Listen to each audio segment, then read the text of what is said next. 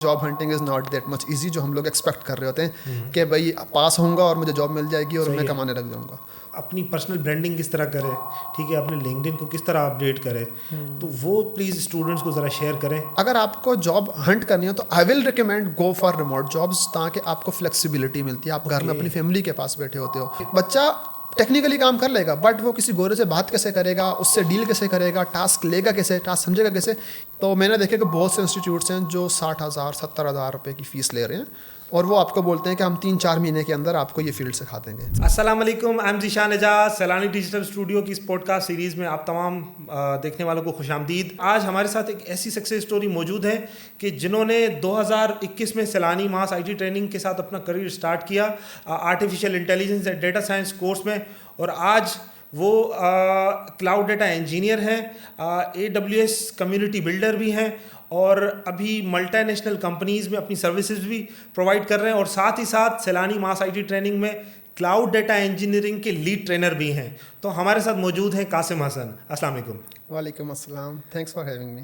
कासिम कैसे हैं आप, खैरियत से हैं? अल्हम्दुलिल्लाह। अच्छा कासिम, हमारा बेसिकली इस पॉडकास्ट सीरीज़ स्टार्ट करने का मकसद ये है कि हम यूथ को बेसिकली मोटिवेट कर सकें कि इस वक्त जो दुनिया इवॉल्व हो रही है AI की साइड, और आप माशाल्लाह जिस फील्ड पे काम कर रहे हैं वो ना सिर्फ बहुत ज़्यादा डिमांडिंग है बल्कि दुनिया उस तरफ मूव हो रही है। तो आपको कैसे मोटिवेशन मिली कि आप क्लाउड डाटा इंजीनियरिंग की साइड आएँ और अपने करियर को इस पाथ पर लेके जाएँ?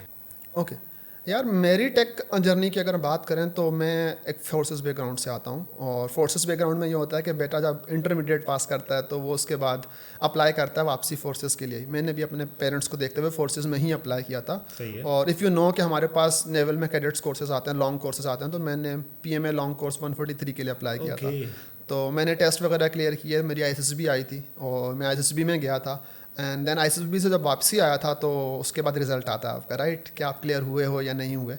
तो मुझे आज भी याद है कि जुम्मे का दिन था और तकरीबन 2:30 का टाइम होगा, 3 बजे का लगभग टाइम होगा, जब मैं जुम्मे की नमाज़ पढ़ के वापसी आ रहा था। तो मुझे दोस्त ने बोला कि वो रिज़ल्ट्स आए हैं, आप जाकर अपना रिज़ल्ट भी चेक कर लेना। तो मैं जब आया, जब मैंने रिज़ल्ट चेक किया तो मेरा रिज़ल्ट नॉट रिकमेंडेड था। तो मुझे सेटबैक लगा उस टाइम पे कि यार मैंने इंटर के बाद 1 साल पूरा ज़ाया किया है और अभी तक जो है मैं सक्सेसफुल नहीं हुआ जहाँ मैं जाना चाह रहा था। सही। तो फिर मैंने जो है वो बाबा ने सजेस्ट किया कि भाई कासिम आप जो है ना यूनिवर्सिटी स्टार्ट करो। तो फिर मैंने थोड़ी सी रिसर्च की, तो मैंने यूनिवर्सिटी स्टार्ट की और कंप्यूटर इंजीनियरिंग की फील्ड में मैंने एडमिशन लिया। जब मैं यूनिवर्सिटी में गया तो मुझे वहाँ पर मेरे एक दोस्त थे, उन्होंने बताया कि इस तरह से PIIC उन दिनों में आपने नया नया स्टार्ट हुआ था। PIIC और सैलानी ने मिल के कोर्सेज़ लॉन्च किए हैं कुछ। तो फिर मुझे पता लगा कि वहाँ पर एक कोर्सेज़ हैं, बट मैंने फर्स्ट सेमेस्टर में एडमिशन नहीं लिया था। जब आप यूनिवर्सिटी का फर्स्ट सेमेस्टर था तो मैंने एडमिशन नहीं लिया था यहाँ पे कोर्सेज़ के लिए। जो बैच 1 हमारा सैलानी का AI का हुआ था उसमें मैं नहीं था। तो फिर ये हुआ कि जब बैच 2 स्टार्ट हुआ तो मैं तकरीबन तीसरे सेमेस्टर तक पहुँच चुका था। तो मैंने बोला कि चलो मैं यहाँ पे अपनी करियर जर्नी का आगाज़ करता हूँ। तो मैं तब सैलानी के साथ जुड़ा था और फिर मैंने वहाँ से बैच 2 डेटा साइंस NAI से मैंने पढ़ा था। और अल्हम्दुलिल्लाह उसके बाद अभी आपको पता है कि मैंने जितनी भी इंट्रोडक्शन में आपने बताई हैं वो सब चीज़ें मैंने उन कंपनीज के साथ काम किया, वो एक्सपीरियंस है मेरा। माशाल्लाह। अच्छा, डेफिनेटली एक ये करियर रिवॉर्डिंग तो है लेकिन डिफ़िकल्ट भी है एट द सेम टाइम। तो एक ब्रेक थ्रू क्या था, मतलब आपने कोर्स भी कंप्लीट कर लिया लेकिन वो एक जॉब एक्वायरिंग वाला पार्ट होता है, वो डेफिनेटली हर स्टूडेंट के लिए एक टफ चीज़ होती है। तो वो ब्रेक थ्रू क्या था, मतलब कैसे जॉब मिली पहली, ठीक है, फिर उसके बाद पहली जॉब के बाद से एक्सेल कैसे किया इस लेवल तक, वो ज़रा शेयर करें। जब हम लोगों ने सैलानी में जब मैंने कोर्स स्टार्ट किया डेटा साइंस NAI का, तो मुझे आज भी याद है कि मैं तकरीबन 6ठे सेमेस्टर के आसपास था और हमारे 6ठे सेमेस्टर के बाद हमें बोला जाता है कि आपने इंटर्नशिप करनी है यूनिवर्सिटी की तरफ से। तो मेरा यह था कि मेरा कोर्स अगर सैलानी में काफ़ी हद तक हो चुका है तो मुझे कोई ना कोई एटलीस्ट इंटर्नशिप चाहिए ताकि मैं यूनिवर्सिटी में समर्स के बाद शो करवा सकूँ कि भाई मैंने यहाँ पर ये इंटर्नशिप की है। तो जब मैंने स्ट्रगल स्टार्ट की तो मुझे समझ में आया कि job hunting is not that much easy जो हम लोग एक्सपेक्ट कर रहे होते हैं कि भाई पास होऊंगा और मुझे जॉब मिल जाएगी और मैं कमाने लग जाऊँगा। तो वो वहाँ मुझे समझ में आया कि कासिम नहीं, आपको ब्रांडिंग भी चाहिए, आपको सेल्फ ब्रांडिंग चाहिए, आपको प्रोफाइल ऑप्टिमाइजेशन चाहिए, आपको प्रोजेक्ट्स चाहिए रिज्यूमे के अंदर। तो फिर मैंने क्या किया था कि मैंने आहिस्ता आहिस्ता इंटरव्यूज़ देना शुरू किया, अप्लाई करना शुरू किया। और अल्हम्दुलिल्लाह जब से मेरा कोर्स ख़त्म हुआ, यूनिवर्सिटी ख़त्म हो रही तो मेरी पहली जॉब लगी थी मदीना के अंदर। वहाँ पर मैं as a junior machine learning engineer start किया था। तो इसमें SMIT की ट्रेनर्स ने आपको किस तरह मोटिवेट किया, उनका क्या रोल आपको क्या लगता है कि उनका क्या रोल था, मतलब आपको ग्रूम करने में? हाँ, मैं यहाँ पर बात करना चाहूँगा हमारे टीचर सर कासिम की। मोहम्मद कासिम ने हमें पढ़ाया था और उन्होंने हमें क्लास में यही बताया था कि उन्होंने अपनी करियर जर्नी किस तरह से स्टार्ट की थी। तो उन्होंने बोला कि आप लोगों को भी इस तरह से ही कमिटेड रहना है और करते रहना है। सेकंड चीज़ सर ने अच्छी ये की थी हमारे साथ कि उन्होंने कहा था कि मैं क्लास में सारा नहीं पढ़ाऊँगा, मैं आपको कुछ सिलेक्टिव टॉपिक्स पढ़ाऊँगा, बट उसके बाद मैं बताऊँगा कि नेक्स्ट क्लास में ये टॉपिक हम पढ़ेंगे, आपको पढ़ के आना है। तो I was the only one जिसने कुछ स्टेप्स ट्राई किए थे। तो मुझे आज भी याद है कि हम लोगों ने पाइथन के पैकेजेस कैसे बनाते हैं वो मैं पढ़ के आया था। फिर सर ने मुझे बोला क्लास में भी कराओ, मैंने वो एक्टिविटी करवाई। इसी तरह से सर छोटे छोटे असाइनमेंट देते थे, वो हम लोग करके आते थे, तो वो हमें ज़्यादा समझ में आती थी कि इस तरह से इम्प्लीमेंटेशन होनी चाहिए। तो फिर उससे सेल्फ कॉन्फिडेंस भी बूस्ट होना शुरू हो गया कि भाई हाँ, क्लास में पब्लिक स्पीकिंग कैसे करनी है, बोलना कैसे है। तो उस तरह से हम लोगों ने करियर स्टार्ट किया। फिर जब मैंने जॉब हंटिंग शुरू की तो मुझे समझ में आया कि भाई आपको और भी अच्छा करना है अपने आप को, जॉब सर्चिंग को ठीक करना है, रिज्यूमे को अच्छे से बनाना है, प्रोजेक्ट्स बहुत सारे करने हैं ताकि आपके रिज्यूमे में प्रोजेक्ट्स होंगे तो आपको जॉब मिलेगी। तो मैंने इस तरह से वो स्ट्रगल की थी, जिसमें ख़ास तौर पे मैं सर कासिम को बोलूँगा कि उन्होंने हमें गाइड किया कि रिज्यूमे कैसे बनानी है, रिज्यूमे में क्या क्या चीज़ें रखनी चाहिए और प्रोजेक्ट्स कैसे शोकेस करने हैं रिज्यूमे के अंदर। तो वो वहाँ से हमें गाइडेंस काफ़ी सारी मिली। अच्छा, आजकल जिस तरह एआई का बूम है मार्केट में, एआई की बहुत ज़्यादा जॉब्स भी आ रही हैं, लेकिन at the same time students बहुत ज़्यादा कंफ्यूज हैं। मतलब अगर हम एआई का कोई भी कोर्स लॉन्च करते हैं, वो जनरेटिव एआई हो या artificial intelligence and data science हो, क्लाउड डेटा इंजीनियरिंग हो, अच्छा ये हमें तो पता है इसमें इन चीज़ों में बहुत सारा डिफरेंस है, लेकिन स्टूडेंट समझ नहीं पा रहा है कि उसको उसकी डायरेक्शन क्या होनी चाहिए, वो स्टार्ट एक्चुअली कहाँ से ले, और बहुत ज़्यादा जॉब्स फॉल किस साइड पे कर रही हैं। तो उसको ज़रा प्लीज़ एक्सप्लेन करेंगे ताकि स्टूडेंट्स के लिए ये क्लियर हो जाए कि क्लाउड डेटा इंजीनियरिंग कौन से लेवल के स्टूडेंट्स कर सकते हैं, एआई एंड डेटा साइंस किन स्टूडेंट्स के लिए है, जनरेटिव एआई प्रॉम्प्ट इंजीनियरिंग एक अलग सिनेरियो है। तो उसको प्लीज़ ज़रा स्टूडेंट्स के लिए सिंपलीफाई। इसमें मेरा एक्सपीरियंस ये कहता है कि अगर आपको स्टार्ट करना है ना, तो आपका करियर डायरेक्टली स्टार्ट कभी भी नहीं होगा। अगर मैं बताऊं तो मैंने जैसे अभी बताया थोड़ी देर पहले कि मेरा start as a machine learning engineer हुआ था, जूनियर मशीन लर्निंग इंजीनियर हुआ था। देन लेटर मुझे ये चीज़ रियलाइज़ हुई कि मशीन लर्निंग के अंदर हेवीली मैथमेटिक्स इन्वॉल्व है और उसके प्रोजेक्ट जो हैं वो शॉर्ट टर्म बेसिस पे होते हैं, मतलब रिसर्च बेस्ड होते हैं। लेट सपोज अगर कोई प्रोजेक्ट स्टार्ट हुआ है तो उसके 4 बंदों की टीम होगी, बट लेटर जब आप उसको इवॉल्व कर लेते हो तो आपकी टीम रिड्यूस होती है, सपोर्ट के लिए 1-2 बंदे चले जाते हैं, बट टीम श्रिंक हो जाती है। तो इट वाज लाइक कि भाई जो मशीन लर्निंग का प्रोजेक्ट है, जो मुझे फील हुआ ऐसा कि बहुत लॉन्ग टर्म्स पे नहीं होते, लेट सपोज 1.5-2 साल बाद वो प्रोजेक्ट श्रिंक होगा ही होगा। ठीक है, मुझे ऐसा फील हुआ रिसर्च के बाद जब वो मॉडल डिवेल्प हो जाते हैं। तो मुझे ऐसा था कि भैया अगर मैं ऐसी फील्ड में हूँ जहाँ पे स्ट्रगल बहुत ज़्यादा है, तो how will I gonna sustain more. ठीक है, तो मैंने फील्ड देखना शुरू की, तो मुझे समझ में आया कि डेटा के लाइफ साइकिल के अंदर मशीन लर्निंग से जो पहला वाला स्टेप है जिसमें डेटा लेके आते हैं, वो डेटा इंजीनियर का काम होता है, राइट। Okay. तो डेटा इंजीनियर जब वो डिफरेंट सोर्सेज से, लेट सपोज हमारे पास किसी एपीआई से लेके आ रहा है या किसी डेटाबेस से डेटा लेके आ रहा है, तो वो जब डेटा लेके आने वाला पार्ट होता है तो उसको डेटा पाइपलाइन बनाने का हम बोलते हैं। ये डेटा पाइपलाइन जो है वो एक बीइंग डेटा इंजीनियर बनाता है। और ये वाला जो रोल था वो इस तरह का रोल है जो कॉन्सेक्यूटिवली चलता रहता है। ओके तो अगर किसी बंदे ने आना है इस फील्ड में, तो आई विल रिकमेंड कि वो बेसिक डेटा इंजीनियरिंग से स्टार्ट करे, और उसके अंदर जो हमारे पास कोर स्किल्स है, मैं बोलता हूँ 2 लैंग्वेजेस हैं मैं बोलता हूँ जिसको अच्छे तरीके से आने चाहिए। आप पाइथन सीख लो और आप अपनी थोड़ी सी एसक्यूएल को स्ट्रॉन्ग करने के साथ थोड़ी सी एनालिसिस सीख लो, तो आप डेटा की फील्ड में इन होना शुरू हो जाओ। अच्छा, यही चीज़ हम ऑलरेडी ऑफर कर रहे हैं क्लाउड डेटा इंजीनियरिंग के कोर्स में भी। हम पाइथन से स्टार्ट लेते हैं अमूमन और फिर आगे पूरी एक जर्नी होती है। ठीक है, अच्छा ये मुझे प्लीज़ बताइएगा कि एक स्टूडेंट है वो क्लाउड डेटा इंजीनियरिंग का कोर्स कंप्लीट कर लेता है विद इन 6 to 8 months, तो रिवॉर्डिंग कितना है? मतलब अगर मैं पूछूं कि आप इस वक्त करंटली आपकी मंथली इनकम कितनी है, तो उसको कैसे एलेबरेट करेंगे आप? मैं इसको बोलूँगा कि हमारी क्लास में जो हम बोलते हैं ना, 5 उंगलियां बराबर नहीं होती। सही है। ठीक है, कुछ बच्चे होंगे बहुत शार्प होंगे, कुछ बच्चे थोड़े कम शार्प होंगे, कुछ बड़े माठे बच्चे होंगे, इनको हम बोलते हैं कि भाई वो खुंडे बच्चे हैं जो आराम से स्टार्ट करेंगे अपने कैरियर का। ठीक है, तो मैं ऑन एवरेज की बात करूँगा। ऑन एवरेज अभी अगर मैं मार्केट की बात करूँ तो अगर जैसे सिस्टम लिमिटेड हो गई, रॉयल साइबर हो गई, ये 90+ का पैकेज ऑफर करती हैं किसी एक जो जूनियर डेटा इंजीनियर आता है उसके लिए। तो आप इससे अंदाज़ा लगा सकते हैं कि पैकेज किस तरह से इवॉल्व हो सकते हैं हमारे पास। सही है। तो इसी तरह से बच्चा ग्रो करता है, वो थोड़ा सा पहले अपने आप को ग्रूम करता है और उसके बाद फिर वो करता है। और सबसे अच्छी बात यह है कि हम जब पढ़ा रहे होते हैं 6 महीने का कोर्स, तो हमारे करिकुलम के अंदर अभी जो करंट करिकुलम है जो मैंने ही डिज़ाइन किया था, उसके अंदर 12+ प्रोजेक्ट हैं एंड टू एंड जो हम लोग रिज्यूमे के लिए बनवाते हैं। अच्छा, इसमें हम सर्टिफिकेशंस कौन कौन सी ऑफर कर रहे हैं, ये भी स्टूडेंट्स को पता होना बहुत लाजमी है ताकि उनका थोड़ा सा इंटरेस्ट डेवलप हो बेसिकली। अगर आप इंटरनेशनल सर्टिफिकेशंस की बात करो तो सलानी डायरेक्टली वो सर्टिफिकेशंस को रिम्बर्स या करवाता नहीं है, बट करिकुलम के अंदर अगर मैं बात करूँ तो आप स्नोफ्लेक का अगर आपको पता हो वेयर हाउसिंग सोल्यूशन, वो कंप्लीट हम लोग करवा रहे होते हैं। अगर आप AWS की बात करोगे तो हमारे क्लाउड डेटा इंजीनियरिंग के अंदर जो क्लाउड पढ़ाया जा रहा है वो टोटली AWS का है। अगर सिंपल से अगर आप डेटाबेस की बात करोगे, जो OLTP का डेटाबेस की बात करोगे तो हम SQL सर्वर को टारगेट कर रहे हो, तो आप SQL सर्वर की माइक्रोसॉफ्ट की सर्टिफिकेशंस कर सकते हो। अगर आप बात करोगे ऑर्केस्ट्रेशन टूल के लिए तो आप एयरफ्लो की 101 सर्टिफिकेशन कर सकते हो, और अगर आप रियल टाइम की बात करोगे तो आप काफका की सर्टिफिकेशन कर सकते हो। तो हम सर्टिफिकेशन बहुत सी रखी हुई हैं, बट इन जनरल हम सब करवाते नहीं है, तो हम उन सबको करिकुलम को प्रोजेक्ट बेस में करवा देते हैं। एट द एंड सलानी उनको सर्टिफिकेट देता है कि भाई हाँ इन्होंने ये सारी चीज़ें और इजीली वो जॉब एक्वायर कर सकता है अगर वो डेफिनेटली हमारी रूल्स रेगुलेशंस को फॉलो करे और ये हमारे जो बैरियर्स हैं उनको सही से कंप्लीट करता रहे तो वो आगे बढ़ जाएगा इजीली। बिल्कुल बिल्कुल। मेरा अल्फा बेच के अंदर कुछ सक्सेस स्टोरीज हैं, मैं अगर बताऊं थोड़ी सी, तो हमारे पास 1-2 स्टूडेंट्स ऐसे थे जिन्होंने मेरे कोर्स को दौरान ही फ्रीलांसिंग स्टार्ट की थी, उनका फ्रीलांसिंग लग गई थी। फ्रीलांसिंग में अच्छे क्लाइंट्स उन्होंने पकड़े हैं। मैं बोलूँगा मुझे अभी आज भी आदत बच्चे ने मुझे बताया तकरीबन 2000+ का उसका पहला क्लाइंट आया था।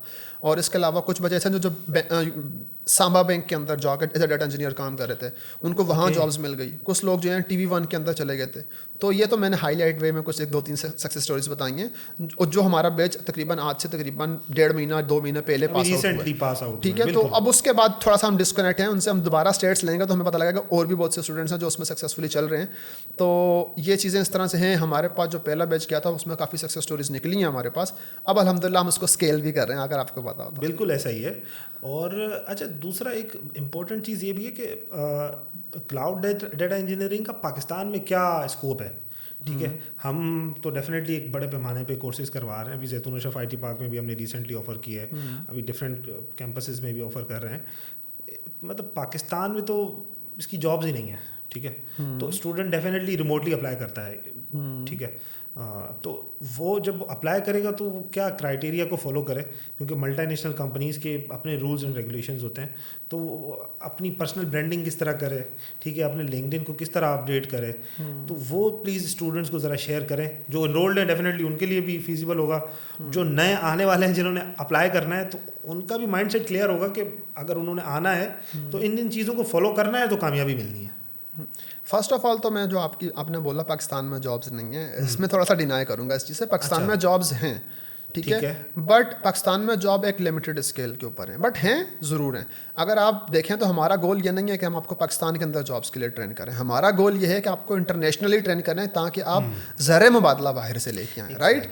तो ज़र मुबादला के लिए हमें इंटरनेशनल लेवल के कोर्सेज करवाने पड़ते हैं। तो डेटा इंजीनियरिंग बहुत सी कंपनीज पाकिस्तान में, मैं अभी हाथों पर गिनवा सकता हूँ, system limited, royal cyber, 10 pearls, infinity, इन सब के अंदर डेटा की जॉब्स हैं। ठीक है, आप वहाँ पर हमारे बहुत से एम्प्लॉयज़ होंगे भी। मैं अपनी कंपनी की बात करूँ तो हमारे पास तकरीबन 85+ डेटा की रिसोर्सेज अभी पड़ी हुई हैं। ओके, ठीक है, तो काम है, ऐसा नहीं है कि काम नहीं है। बट अगर आपको जॉब हंट करनी है तो I will recommend go for remote jobs, ताकि आपको फ्लेक्सिबिलिटी मिलती है। आप घर में अपनी फैमिली के पास बैठे होते हो, और अपार्ट फ्रॉम दैट आपको जो ज़र मुबादला मिल रहा होता है वो थोड़ा ज़्यादा मिलता है, अच्छा मिलता है पैकेज। तो जब आपको पैकेज अच्छा मिलेगा, आप खुश, फैमिली खुश, तो सब खुश।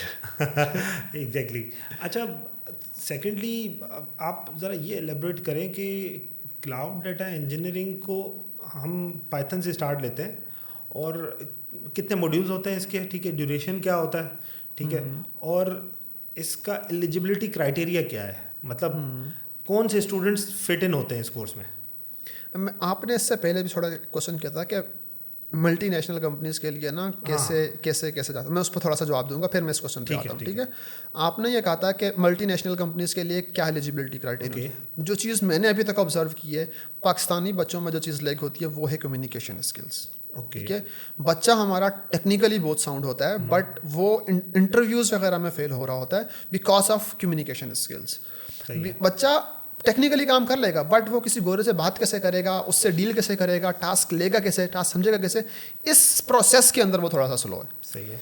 तो हमें कुछ इस तरह का अभी कुछ चीज़ डिज़ाइन करनी पड़नी है कि बच्चे को उस इन्वायरमेंट में डाला जाए ताकि वो उस प्रोसेस से गुजरे। इसके लिए मेरे ख्याल से हम लोगों ने स्किल बिल्डर प्रोग्राम सलानी में स्टार्ट भी किया है। तो हम लोगों ने उसमें क्या किया कि बच्चों को ऑनबोर्ड करवा रहे हैं, उनको प्रोजेक्ट दे रहे हैं और उसको वो इन्वायरमेंट प्रोवाइड कर रहे हैं ताकि वो उस पूरे इन्वायरमेंट में गुजरे। डेफिनेटली इस वक्त हम जैतून अशरफ IT पार्क में ये सक्सेसफुली कर रहे हैं अल्हम्दुलिल्लाह। Yes yes. अच्छा, दूसरा माशाल्लाह आप AWS कम्युनिटी बिल्डर भी हैं, मतलब डिफरेंट इवेंट्स आप करवा रहे होते हैं, तो वो कितने फिजिबल हैं स्टूडेंट्स के लिए? और इन फ्यूचर आप क्या देखते हैं, AWS पाकिस्तान में आएगा या आपको क्या लगता है, मतलब जितना उनका इंटरेस्ट है तो उस बारे में आप बताएं।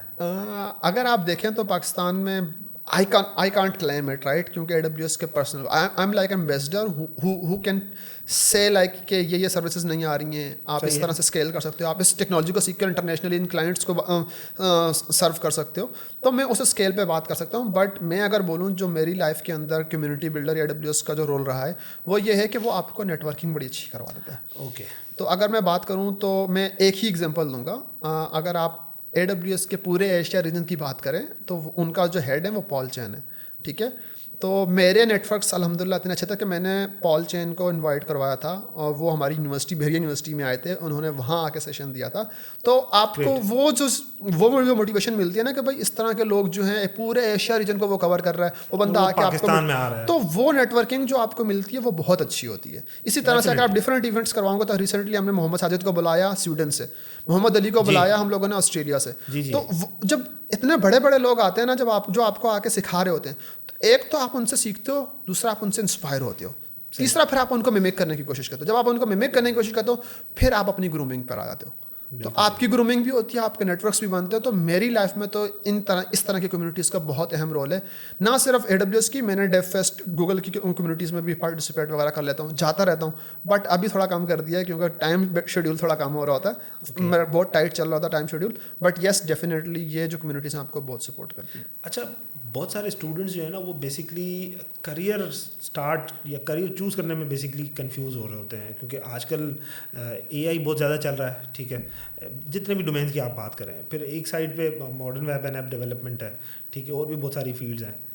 तो आप क्या स्टूडेंट्स को सजेस्ट करेंगे कि वो किस साइड आएँ, ठीक है, being a cloud data engineer? मैं ये रिकमेंड करता हूँ, जो जितने बच्चे मुझसे पूछते हैं कि सर हम इस फील्ड में आ सकते हैं या नहीं आ सकते, क्योंकि जब भी नया कोर्स स्टार्ट होता है तो बच्चा आके पूछता है कि सर क्या मैं ये कोर्स कर पाऊँगा या नहीं कर पाऊँगा। तो मेरा एक ही आंसर होता है कि it's your personal interest, okay, not mine interest, ठीक है। पर्सनल इंटरेस्ट ऐसा है कि मैं बोलता हूँ आप उस फील्ड को ना 5 दिन 6 दिन दिल लगा के एक्सप्लोर करो कि आपको क्या उसमें मज़ा आ रहा है। लेट सपोज जो मैंने स्टार्ट किया था, मैंने वेब डेवलपमेंट भी पढ़ी थी सरगोज से ऑनलाइन वाली क्लास में, मैंने HTML पढ़ी थी, ठीक है।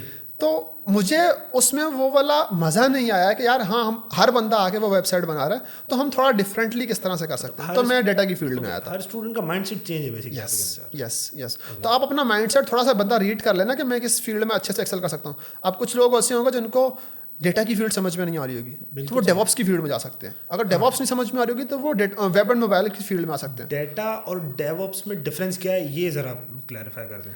ओके, डेटा की फील्ड ऐसी है कि डेटा में मैंने बोला बहुत सी फील्ड है। डेटा साइंस है जिसमें आप मशीन लर्निंग के मॉडल्स वगैरह, एनालिसिस वगैरह, EDA वगैरह कर रहे होते हो। डेटा इंजीनियरिंग जिसमें आप डेटा की पाइपलाइंस वगैरह पे काम कर रहे होते हो।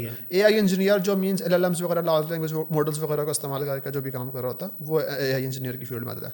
DevOps is like infrastructure management. अगर आप बात करो डेटा साइंस के इंफ्रास्ट्रक्चर की, अगर आप बात करते हो वेब एंड मोबाइल जो भी एप्लीकेशन हैं वो भी कहीं होस्ट हो रही होंगी, उसका भी कोई इंफ्रास्ट्रक्चर होगा। अगर आप बात करते हो कि लेट्स सपोज कि हम अभी बात कर रहे थे मशीन लर्निंग की, तो वहाँ मॉडल्स की इंफ्रास्ट्रक्चर मैनेजमेंट कैसे करोगे। जहाँ पर आप इंफ्रास्ट्रक्चर की मैनेजमेंट की बात करोगे, लेट्स सपोज कि भाई उसके अंदर कैसे माइक्रो सर्विसेज हमारी चलेंगी, वो कैसे एक दूसरे से ट्रांजैक्शन करेंगी, या नेटवर्किंग की जो बात करते हैं, वो सारे का सारा काम आता है डेवऑप्स के अंदर। अच्छा, मींस डेवऑप्स के अंदर आपके अंदर जो टूल्स की बात की जाती है, तो भाई आप लेट सपोज आप माइक्रो सर्विसेज आर्किटेक्चर की बात करते हो, तो आपके हर सर्विस दूसरी सर्विस से कैसे डिकपल होकर चलेगी। तो आप कंटेनराइजेशन की बात करते हो, फिर आप बोलते हो कि भाई बहुत से कंटेनर हो जाएंगे, तो आप फिर कुबरनेटिस की बात करते हो, भाई हर एक पोर्ट बनेगा, उस तरह से काम होगा। तो आप क्या करते हो, जो आपका पूरा इंफ्रास्ट्रक्चर है उसको कैसे मैनेज करते हो, वो समिंग अप वो डेवऑप्स का बंदा उसको देख रहा होता है। ओके, अच्छा, डेवऑप्स इस वक्त बहुत ज़्यादा रिवॉर्डिंग है या AI या क्लाउड डाटा इंजीनियरिंग, या फिर इसको समराइज़ करते हैं कि डेवऑप्स की क्या एलिजिबिलिटी क्राइटेरिया होनी चाहिए, मतलब कौन से स्टूडेंट्स में अप्लाई कर सकते हैं। और क्लाउड का तो आपने बता दिया कि अंडरग्रेड विद रेलिवेंट फील्ड, तो डेवऑप्स का भी यही सेम क्राइटेरिया है? डेवऑप्स का मैं सॉरी मैं जल्दी बोल रहा हूँ। डेवऑप्स का क्राइटेरिया थोड़ा सा इस तरह से हो सकता है जो मुझे समझ में, जो मेरे दोस्त हैं, मेरे पास कुछ अच्छे दोस्त हैं, फरहान हो गया, फरहान अशरफ, वो सीनियर डेवऑप्स इंजीनियर है सिस्टम लिमिटेड में, राशिद वसान हो गया मेरा दोस्त है, तो वो PSW में काम कर रहे हैं। तो जो मैंने उनकी लाइफस्टाइल देखी है, या उनकी जर्नी जो मैंने देखी है, वो इस तरह से थी कि उन्होंने स्टार्ट किया कि let's suppose Linux based systems, operating systems कैसे काम करते हैं, फिर ऑपरेटिंग सिस्टम के साथ लेट्स सपोज आपने बात की कंटेनराइजेशन कैसे काम करती है, फिर आपने कुबरनेटीज को थोड़ा सा देखा, फिर टेराफॉर्म्स को थोड़ा सा देखा कि स्क्रिप्टिंग कैसे होती है, मीन्स आप AWS के ऊपर या किसी भी क्लाउड के ऊपर स्क्रिप्टिंग कैसे करते हो, तो वो टेराफॉर्म के थ्रू आप कर रहे हो, इंफ्रास्ट्रक्चर जो बिल्ड करते हो किसी भी क्लाउड के ऊपर, तो आप वो चीज़ें सीखना शुरू करते हो। अगर आपको इंफ्रा बनाने में या किसी दो चीज़ों को कम्युनिकेट करवाने में ज़्यादा मज़ा आता है तो आप डेवऑप्स के अंदर आते हो। ओके, यस, ठीक है। अच्छा, दूसरा एक बहुत इंपॉर्टेंट क्वेश्चन है, सैलानी मास IT ट्रेनिंग सारे कोर्सेज ऑफर कर रहा है, ठीक है, और साथ ही साथ अगर हम इसको कंपेयर करें कि जो बहुत सारे प्राइवेट इंस्टीट्यूशंस हैं, यही कोर्सेज वो लाखों रुपए फीस लेकर स्टूडेंट्स को ऑफ़र कर रहे होते हैं, तो एक तो इसमें क्या डिफरेंस है उनके कोर्सेज़ में और हमारे कोर्सेज़ में? और ट्रेनर आप खुद माशाल्लाह लीड करते हैं क्लाउड डेटा इंजीनियरिंग को, तो सैलानी मास IT ट्रेनिंग की फैकल्टी और बाकी इंस्टीट्यूट की फैकल्टी को आप क्या रेट करते हैं? मैं इस तरह से रेट करूँगा, not from the institute perspective, मैं इस तरह से इंडिपेंडेंट एनालिसिस, यस, मैं इस तरह से ही रेट करने की बात करूँगा। अब लेट्स सपोज मुझे जैसा बच्चा, ठीक है, जो यूनिवर्सिटी स्टूडेंट है, चौथे सेमेस्टर का बच्चा, सही है, बात करते हैं जब मैं उस टाइम पे था, तो मैंने देखा कि बहुत से इंस्टीट्यूट्स हैं जो 60,000 70,000 रुपये की फ़ीस ले रहे हैं, और वो आपको बोलते हैं कि हम 3-4 महीने के अंदर आपको ये फील्ड सिखा देंगे। सही है। तो अगर आप नॉर्मली भी थिंक करोगे तो आप क्या 4 महीने में उस फील्ड को सीख सकते हो? 3 महीने तो पाइथन में लग जाते हैं, ठीक है, तो नहीं सीख सकते, राइट, नॉट पॉसिबल। अगर आप लॉजिकली भी सोचोगे तो आपका दिमाग नहीं मानेगा कि भाई इस फील्ड को इतनी जल्दी नहीं सीख सकता। तो वेयर एज अगर आप सैलानी का करिकुलम देखोगे तो सैलानी क्या करता है कि शुरू में तकरीबन वो 2-2.5-3 महीने सिर्फ फोकस ये करता है कि बच्चे को पाइथन और SQL कम्प्लीटली आ जाए। जब वो चीज़ें आएंगी तो प्रोजेक्ट्स पे जाएगा और प्रोजेक्ट्स बिल्ड करवाएंगे। और हमारा करिकुलम यही बोलता है कि आप पहले बेसिक थोड़ी सी ठीक कर दो, जब उसकी बुनियाद ठीक हो जाए फिर आप उसका अच्छा, मैं बेसिकली ये क्वेश्चन आपसे किया ही इसीलिए कि बेसिकली पब्लिक को ये चीज़ हम बता सके कि सैलानी मास IT ट्रेनिंग का कोई बिजनेस पर्सपेक्टिव नहीं है। हमारा सिर्फ एक गोल है, वो बड़ा क्लियर है कि हमने बहुत सारे रिसोर्स पैदा करने हैं जो बेसिकली पाकिस्तान में इकोनॉमिकल चेंजेस लाएं, पाकिस्तान में ज़र मुबादला लाएं और पाकिस्तान का बेसिकली पाकिस्तान की इकॉनमी में वो कंट्रीब्यूट कर सके। तो यही वजह है कि हमारे पास कासिम जैसे और भी बहुत सारे जो कॉम्पिटिटिव ट्रेनर्स हैं जो इटसेल्फ फील्ड में काम कर रहे होते हैं, वो हमारे साथ कनेक्ट होते हैं और फिर वो आगे ट्रेन कर रहे होते हैं। और बल्कि कासिम की अगर हम बात करें तो इस वक्त हज़ारों स्टूडेंट्स ये इटसेल्फ खुद ट्रेन कर चुके हैं, इनके अपने स्टूडेंट्स आज हमारे ट्रेनर्स हैं। तो कासिम, लास्ट क्वेश्चन मैं आपसे करूँगा कि स्टूडेंट्स को क्या मैसेज देंगे कि वो अपने कोई भी करियर अगर चूज़ करते हैं तो क्या रोड मैप होना चाहिए? आपका क्या रोड मैप था, ठीक है, ताकि ये स्टूडेंट्स बेसिकली आपको फॉलो कर सकें अगर वो आपके पाथ पे चलना चाहते हैं, आपकी फील्ड को चूज़ करना चाहते हैं? फर्स्ट ऑफ ऑल तो मैं यही बोलूँगा कि अगर आपको नहीं पता कि आपने कौन सी फील्ड में जाना है, try exploring the fields that you know, like इनमें काम अच्छा हो सकता है। Let's suppose web and mobile को थोड़ा सा एक्सप्लोर करो, फिर डेवऑप्स को थोड़ा सा एक्सप्लोर करो, डेटा को थोड़ा सा एक्सप्लोर करो। जब आप हर एक फील्ड को 3-3, 4-4 दिनों में एक्सप्लोर करो, देन आप देखोगे आपका इंटरेस्ट कहाँ बैठ रहा है। लेट्स सपोज आपका इंटरेस्ट डेटा इंजीनियरिंग के अंदर बैठा, ठीक है, आपको ये समझ में आएगा मुझे डेटा की फील्ड समझ में, देन मैं बोलूँगा कि सेकंड स्टेप यह कि आप ये देखोगे लेट्स सपोज लिंक्डइन के ऊपर डेटा के प्रोफेशनल्स कौन कौन है और वो क्या कर रहे हैं।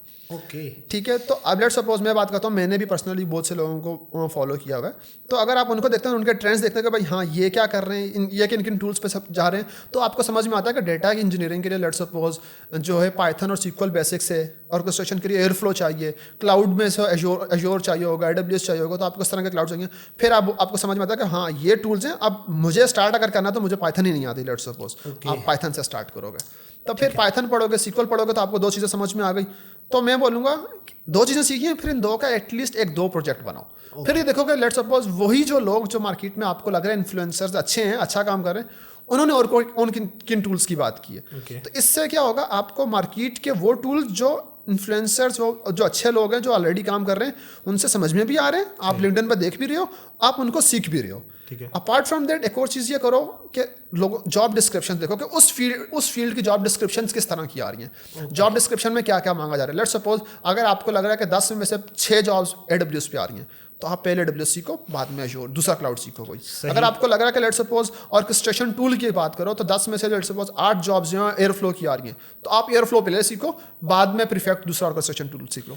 बट इस तरह से ही आप अपने आप को ग्रो कर सकते हो, बट कॉन्स्टेंट रहना पड़ेगा आपको। थोड़ा सा मैं लंबा एक्सटेंड कर रहा हूँ, आपको थोड़ा सा कंसिस्टेंट रहना पड़ेगा, और ये रातों रात आप डेटा इंजीनियर नहीं बनते, ठीक है। इट्स अ जर्नी जिसमें आपको भागना होता है, नॉट अ मैराथन कि आप जल्दी जल्दी निकलोगे और बन जाओगे। 0 से 100% तक जाने के लिए एक तो हमारा कोर्स है ना, 6 से 7 महीने का एक कोर्स है वो कंप्लीट, तो ये ड्यूरेशन इनफ है एक स्टूडेंट को 0 से 100% तक लाने के लिए, या फिर ये करके एक स्टूडेंट स्किलफुल हो जाता है, लेकिन उसके बाद फिर एक अलग जर्नी स्टार्ट होती है। ये ज़रा क्लैरिफाई, क्योंकि हम इस कोर्स को पढ़ाते हैं और माशाल्लाह बहुत सारी मैं ये बोलूँगा इस कोर्स से आपको एक अच्छा स्टार्ट मिल जाता है। सही। अब लेट्स सपोज करियर स्टार्ट हो जाता है, आपकी अर्निंग स्टार्ट हो जाती है। अर्निंग स्टार्ट हो जाती है। हम ये चाहते हैं कि बच्चे की अर्निंग को ज़रिए मुबादला वो अपने घर को सपोर्ट करना शुरू हो जाए। फिर अगर हम बात करें तो हमारे करिकुलम के अंदर हम लोग जो है अभी तक जो है ना SQL के साथ स्नोफ्लेक को वेयरहाउस पढ़ा रहे हैं, तो हम लोग स्पार्क वाली साइड में टच कर रहे हैं। तो बच्चा जो हम निकल रहा होता है हम उसको बोलते हैं कि आपका नेक्स्ट गोल ये है कि आप स्पार्क पढ़ो, फिर डेटाबेस का टूल को पढ़ो, हमने AWS क्लाउड पढ़ा है, आप Azure को भी साथ में पढ़ो।